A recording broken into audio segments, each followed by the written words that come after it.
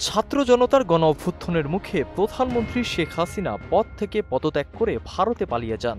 বর্তমানে দিল্লিতে অবস্থান করছেন তিনি। তবে শেষ পর্যন্ত তার গন্তব্য কোথায় গিয়ে ঠেকবে তা নিয়ে রয়েছে নানা আলোচনা সমালোচনা।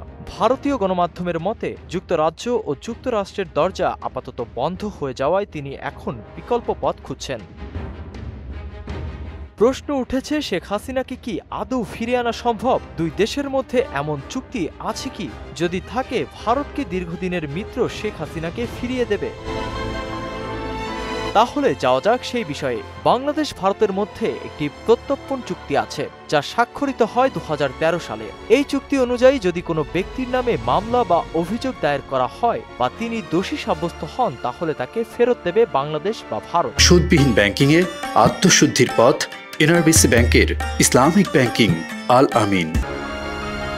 প্রত্যর্পণযোগ্য অপরাধ বলতে চুক্তিতে সর্বনিম্ন 1 বছরের কারাদণ্ড হয় এমন অপরাধকে বলা হয়েছে।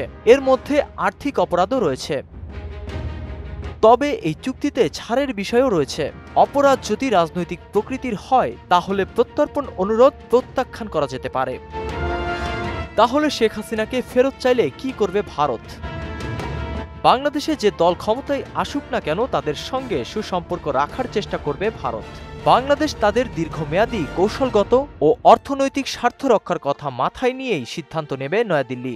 একই সঙ্গে নয়াদিল্লির দীর্ঘদিনের বন্ধু ও মিত্র শেখ হাসিনার পাশে দাঁড়ানোর বিষয়টিও ভারত মাথায় রাখবে।